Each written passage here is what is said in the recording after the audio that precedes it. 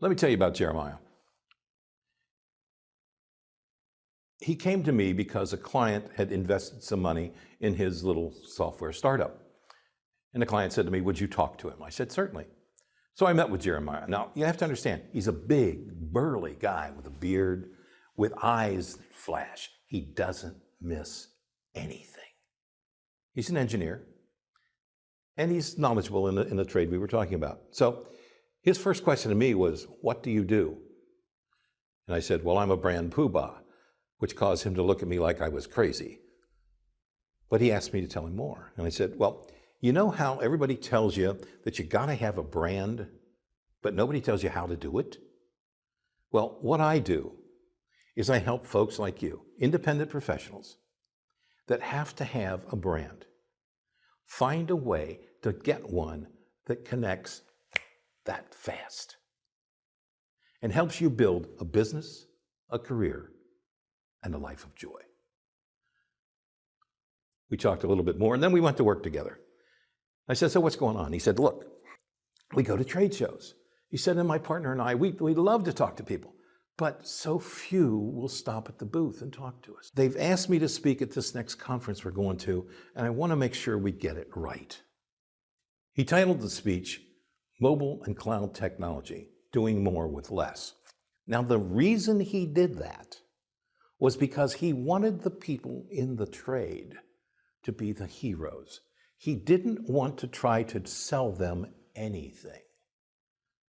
Brilliant young man.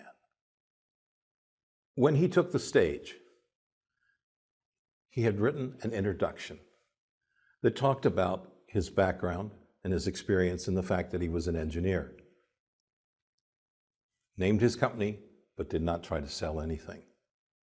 So when Jeremiah started to speak, he talked about being a man with a foot in two worlds. He talked about growing up in the business. He talked about learning about it before he was taller than the tractor wheel. And he said, when I was a kid, my sister and I used to sit at the table in the kitchen working out the plans for where Dad was going to go on his next day to check water systems. And we'd be writing up as much of the paperwork as we could to save him time and to save Mom time on the back end because she was doing all the paperwork and getting it to the utility. So I understand how this business works. He says, when I was a teenager, I started working in the business. And what we did basically was get me trained out in the field. And we basically doubled our income. He said, but my folks were smart. They put away some of that money so I could go to college, which I did. I went to OSU and I became an engineer. And he said, I went out and got some experience. Then I came back home to apply what I'd learned and understood. He said, so I started this little software company, and our whole mission in life is to take the paperwork out of fresh water. And he talked about going away to school and understanding engineering. And then he talked about how to put the two things together. He never tried to sell anything, but he did try to present information that the people in the audience could use. He tried to make it simple for them. He held up a cell phone and he said, you've all got one of these, or most of you do, and you use it quite comfortably for a lot of things. But here's what you could use it for in the future. We could put something on your phone that's like GPS that could help you figure out the best possible route for tomorrow. And once you're on that route, could help you find out if there are any traffic problems or anything else that might get in your way of getting it done. You could also carry around files of all the things you've done in all those places that you're going tomorrow on your phone or on your pad, whatever you're using. And you could access that at any time. And you could make all the changes you need to make in the files for those particular stops that you're making.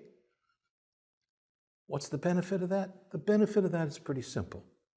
You can get it to your office, read your wife, so that she isn't a day behind every single day.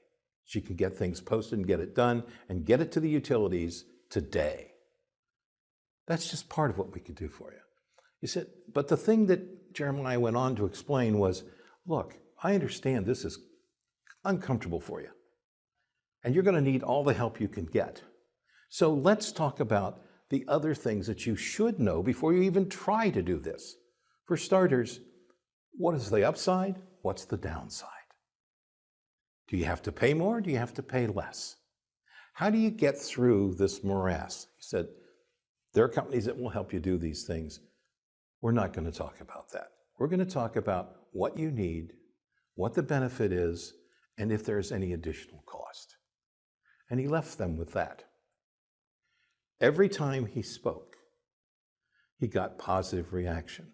People started coming to him. They were filling out the little sheet he had that had his logo, his name, and a place for them to put contact information on it so that they could get in contact with him after he left the stage.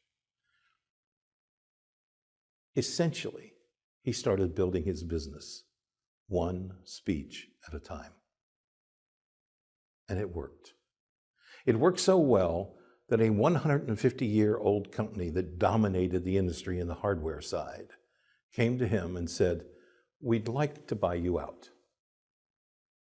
Well, I had lunch with Jeremiah a couple weeks ago. It was a celebration. It wasn't a big celebration, just us at our usual teriyaki place.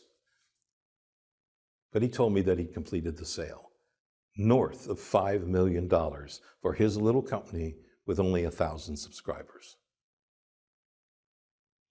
That is what can happen for anyone if they decide to make the hero of the story the people they're trying to sell a product to.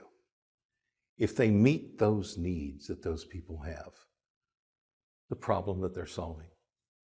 Past that problem, the emotional need that that person has. And even more importantly, sometimes the societal need. And as Jeremiah puts it, what we do is take the paperwork out of fresh water.